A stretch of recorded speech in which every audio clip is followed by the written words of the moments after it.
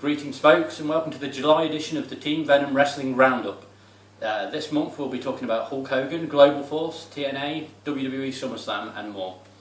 So I'm here with Ben Sheriff, Mitchell Ottewell, and I'm your host, Rory Bailey. So guys, the Hogan thing, yeah, what are your views? Oh my life. This is like a very unprofessional way to start a conversation with the Hogan thing, but let's just kick straight into it. I don't think a summer is needed because of the fact that unless you've been living under a rock, you wouldn't have been able to escape this news over the last couple of weeks. Or unless you're in Italy, because he was in Italy and he didn't hear anything. Yeah, we just had the briefing and everything. So unfortunately we had to break it to Ben, and we saw one Hulkamaniac's heartbreak came crashing down and it hurt inside. Well, we were looking at this in terms of the privacy sort of thing, weren't we? We didn't really want to bring up anything else really on the podcast, so we were just going to cover really in terms of the WWE and the privacy and how they've took this. Yeah, and the issue with being erased from WWE history and being kicked out of the Hall of Fame, allegedly. Stripped of everything.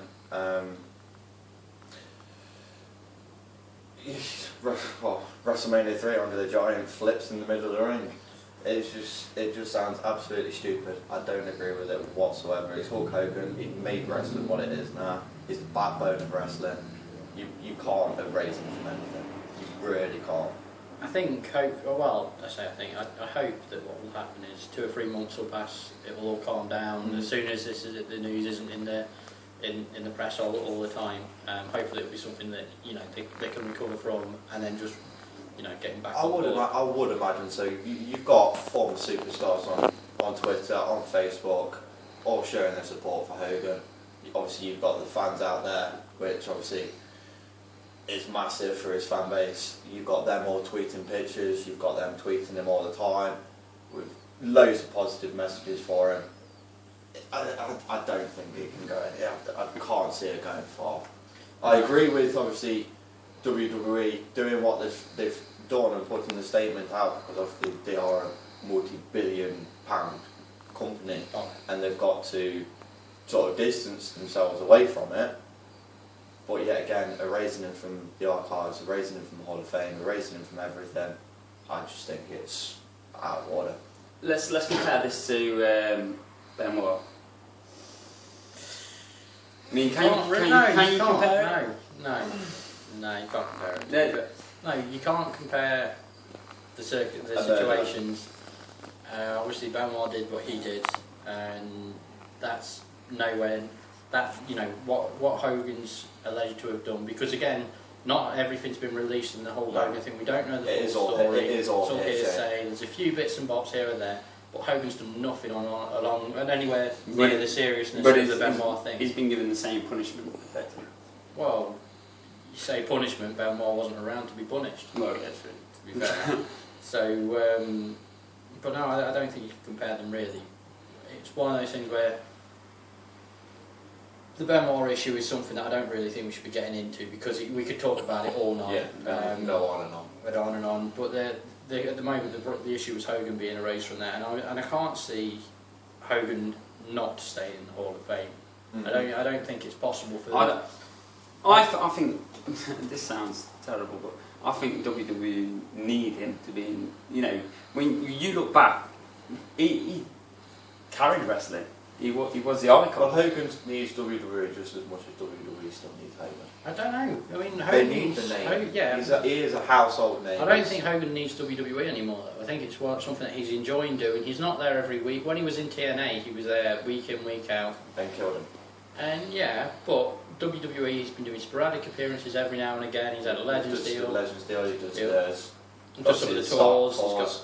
Yeah, Tough Enough. He was doing Tough Enough, and he's unfortunately not anymore. Highlight of Tough Enough was that. I mean, it's one of those things like when you see the new Tough Enough format. I mean, I watched the first couple on the network, and they were good. Hogan's a good judge.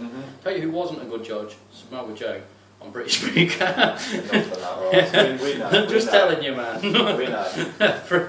I think what we've got to say here, we can draw a line with this and say, okay, I think Hogan will make a comeback in some way. It might not be in WWE, but I don't think a personality like that is going to be out of the media spotlight and out of wrestling. It's a household name. Yeah, too big to go quiet. Exactly. I think we're going to see much more of Mr. Hogan in the future, and you know, when things settle down, maybe WWE. We'll see. Fingers crossed. Well, Fingers crossed. the thing is, there's been people that you'd never expect to go back in there. Bruno Sammartino, Ultimate Warrior, Bob Backlund, to name a few. Randy Savage, yes. Laura people, Blaze. Yeah. All people that are now in the WWE Hall of Fame over the last couple of years and stuff. It's one of those things where I you know, there's a lot of situations where WWE could have severed ties with various people and did for a few years and then got them back on board. Or, as we've just mentioned, Bob Backlund, Bruno Sammartino, The Ultimate Warrior, Laura Blaze, Macho Man, you know, all those sorts of things. So I can see Hogan coming back, and I hope to see Hogan come back. Yeah, I think we can all agree. Yeah, but the other issue is privacy. Yeah, Mr. America should come back, yeah, like next week as a judge for Tough Enough. But the other issue is the privacy aspect of this thing. I know that Hogan was supposedly in court over the sex tape that he got, where he was being blackmailed by Bubba the Love Sponge and his wife, and he maintained that he didn't know it was being recorded. And I think, as bad as this leak is, it proves that he didn't know it was being recorded. Because why would any of these things that he's alleged to have said on these audio things have been said when he knew he was being filmed? Because I can't imagine that being a thing. So in theory, so at least there's the thing of, well, you know, Hogan was telling the truth of not knowing that he was being filmed during all of that unpleasantness. But also, I think it's a bit wrong that for something that he said in private, possibly in anger. Do you know what I mean? There's different circumstances for when you can have these conversations. You could have conversations with your friends where you'll drop an N-word without meaning anything malicious about it, or you could be angry about someone that's of that and using it as a, you know, and you could be angry at someone of a certain ethnic background and say something like that under duress or under stress or out of anger. And unfortunately, none of that's conveyed in this because it's a private thing. But well, the media always manipulate anything to make it how they want. We know that. So anyway, I don't think it's right that something that's private's being broadcast like this, and I don't think it's right that it's being ostracised from WWE as a result. No, but I do agree. But I agree with stepping. You can see where they're coming from because they've got to. What they've got, I think they've gone to the extreme with what they've done. I don't think they haven't really got a choice. I think they haven't. At the end of the day, we don't want to see racism, you know, being condoned, and I think it's important that they do take a standpoint and say, look, we're not going to have racism in the WWE, and we don't condone this, and take a firm stance on it, because it's important, especially in America. They've now got a black president, which is brilliant, but there's still a big racism thing in America, not as multicultural as the UK for a fact. Yeah. I'd also like to point out, and obviously I've said that I don't like to read private. Obviously I don't know what's been said, and I don't condone what's been said because I don't fully know the details. But I just don't agree with how it's being published and how it's being dealt with by the public. Okay. So anyway, let's move you. I think we should draw a line on that, guys. Going up to a happy note. On a happy note, SummerSlam. And Mitch is going to leave us for this because Mitch doesn't watch WWE because Hogan's gone. Okay, so that was our thoughts on Hogan. You may have noticed that Mitch is transmuted into a mask of Spain. This is Dave Burson, one of our regular columnists and camera guys, and former British wrestler for somewhere that we don't mention anymore. That I'm banned from. The most memorable thing you did was out of there when you hit Mitch with a chair, to be fair. Raw footage. He's covering his head. Ladies and gentlemen, the return of the monster Bane without a mask against the Ginge in a fuck's sake. In a Falls Count Anywhere chairs match. Oh, for fuck's sake. Why is it any where's my chair? Where do you want it? Fuck your ass. That's all I want it. Oh, fuck me. Right? Oh, no. I'll expect this finger, bitch. Oh, fuck!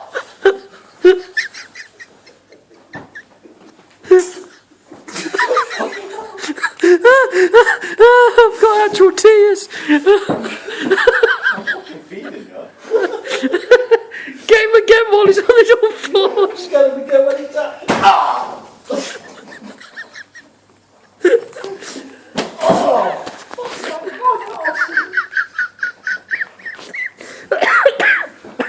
Head off as it goes.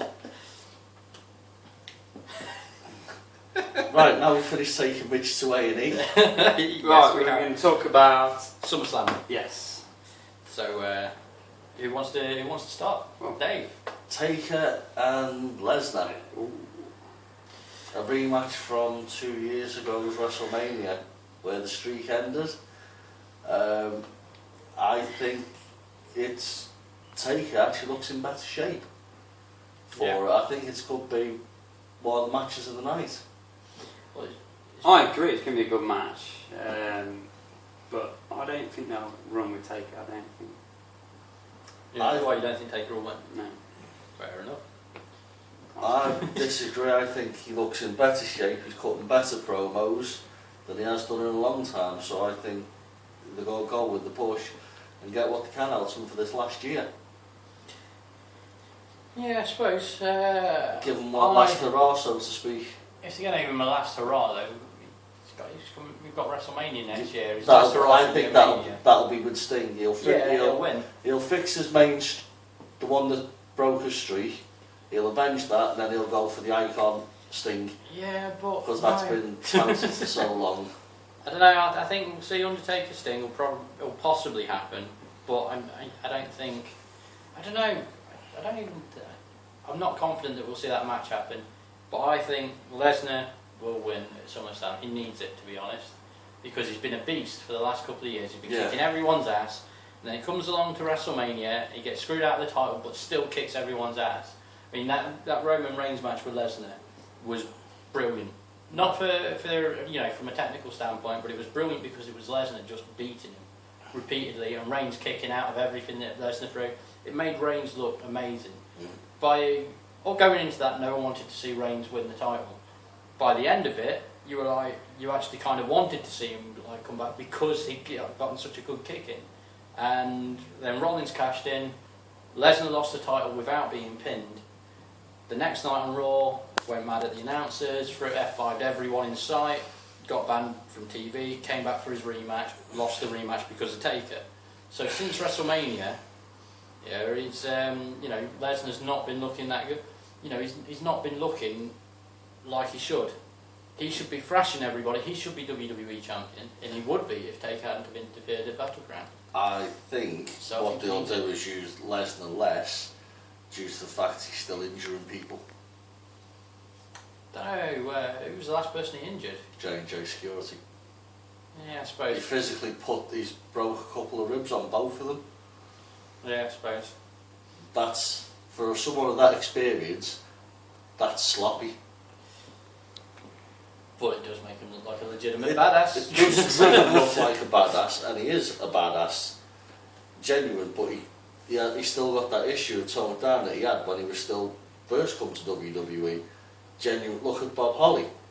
I don't know. I just think Lesnar's the star here, isn't he? And they need to back where the money is. I don't think you'll get that many more. I think Taker, because it's his 25th year, give or take, with the company, 91 to 2016. That'll be his final year. That's why I think they're going to give it the last push, quarter of a century of destruction from the Undertaker. And it may wind up, they'll go back and forward, and he'll wind up squashing them again. The next WrestleMania will be Taker and Lesnar, but I do think this one will be Lesnar and Taker will do this one to drag the story up to next year. Probably me being prejudiced. I've never really I've never really backed Taker since. You know, the storyline when Kane first came into it. Did you see when he came in the Survivor Series in '91 on the $1 Million Man's team? I remember watching that live. That See was that amazing. as a kid, I had goosebumps and shit hit the fan that night. It was awesome. So I'm still going back from that. I love Suburban Commando, so I've always loved Taker. But I do think he's going to lose. Sorry, Dave. Fair dues. Don't do a midge and hit me with a chair. So, you know what, we covered the biggest match that's at SummerSlam. Everything else is rumoured. And at this point, I don't think there's anything else that we can really talk about for that event. Because... Quickly like to touch on the Divas coming up. Yeah. They needed new blood desperately. And now we've got some NXT, let's see where they drag it to. Because AJ leaving has left a massive hole. Yeah. Let's see what these new girls do. Hopefully they'll push forward and start challenging the Knockouts division. Yep, and well, yeah, and then also there's the potential for Rollins versus Cena, which, to be honest, I don't want to see happen. I think it demeans it will demean one of the titles. Either Rollins will lose cleanly and be made to job out to Cena like every former NXT champion's had to so far, and that will diminish the title run that Rollins has just had, or Rollins will win and become both WWE champion and US champion, and then that takes away from Cena's run. Yeah. Because what was the point? He's not established anyone because Rollins is already champion. I don't think it'll happen. I just hope that match doesn't. We'll see.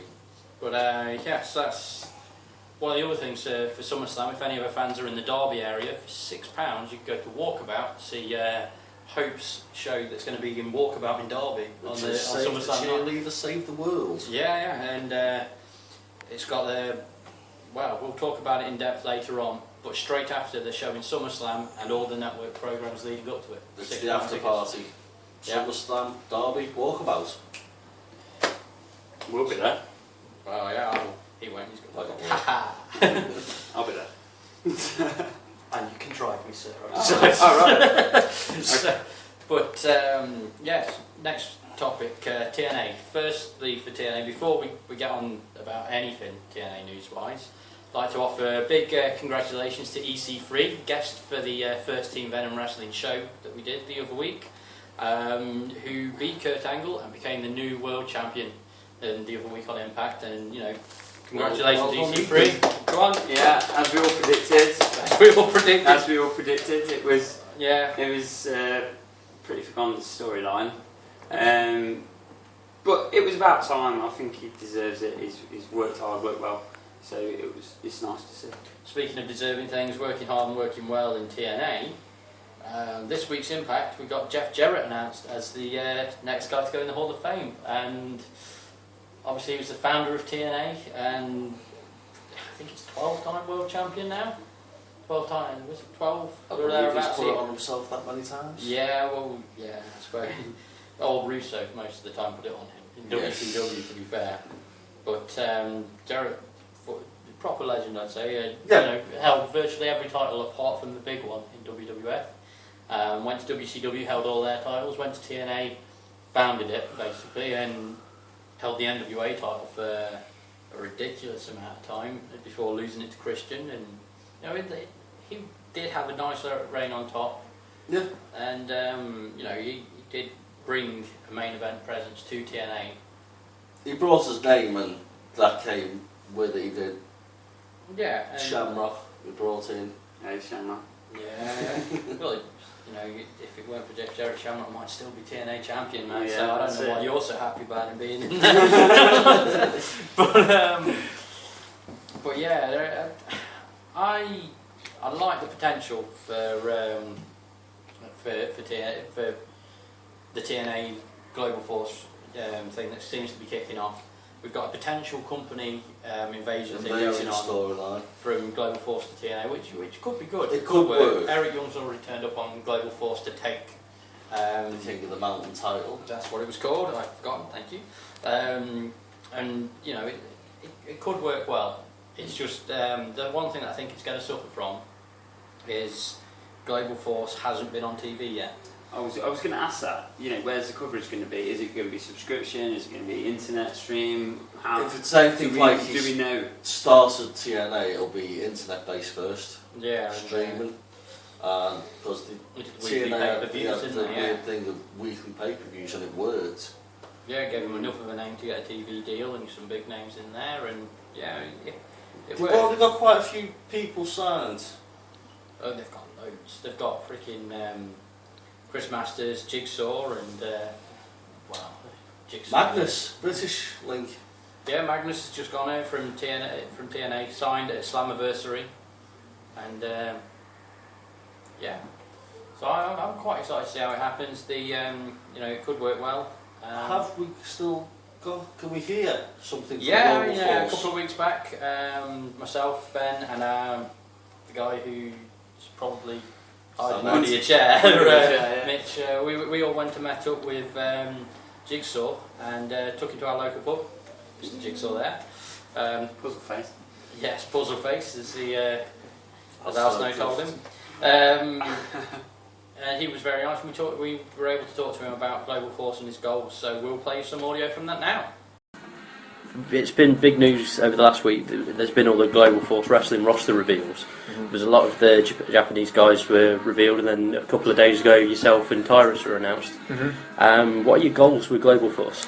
I'm really happy that Jeff had called me to do that. Actually, when the phone.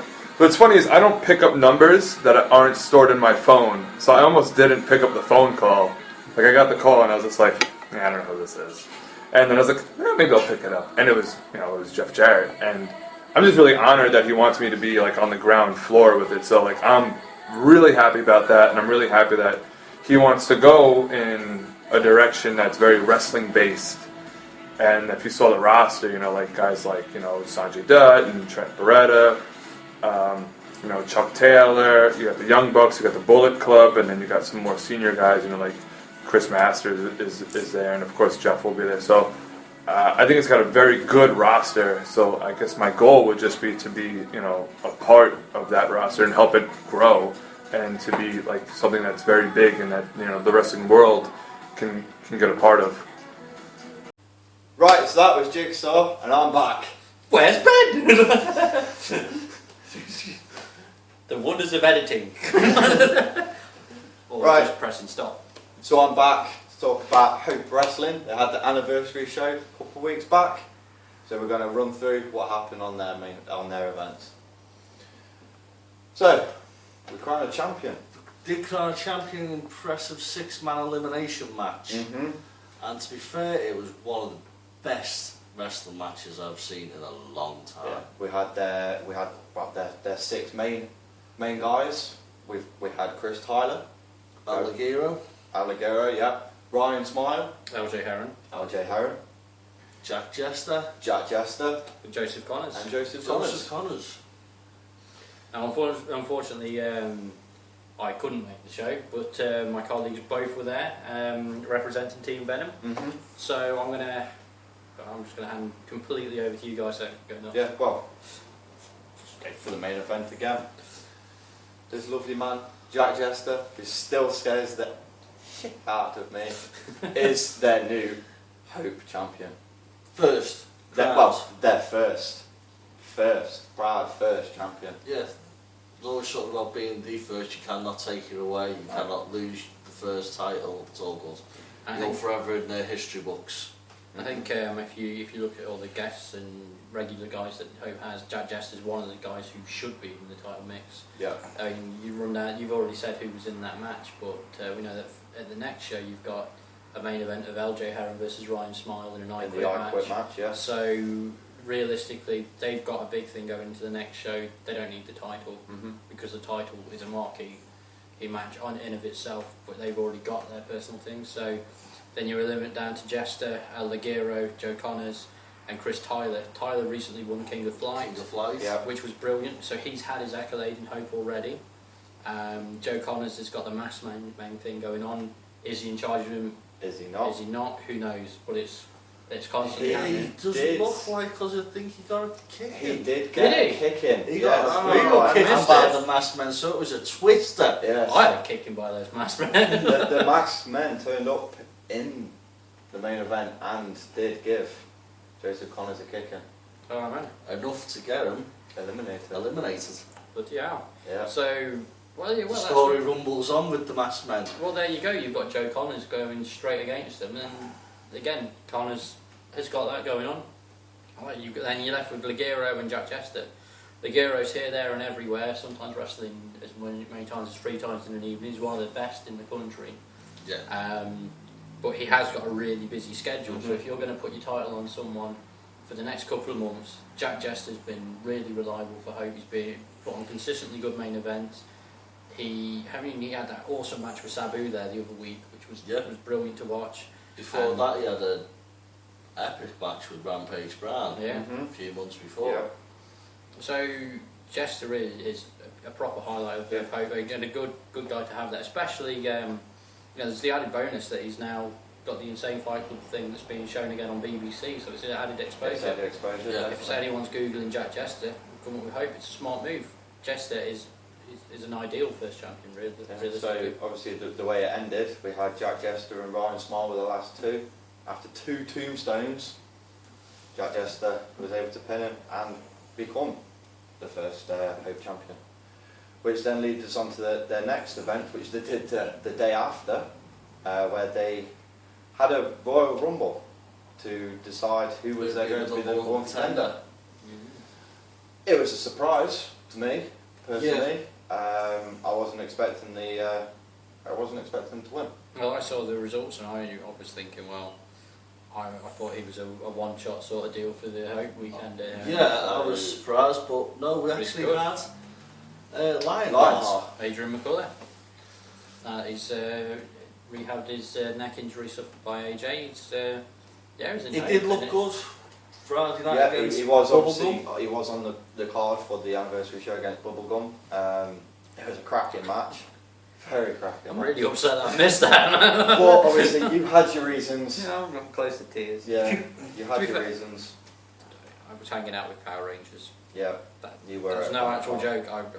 You check out Jason David Frank's official Facebook page, put a picture of us up there.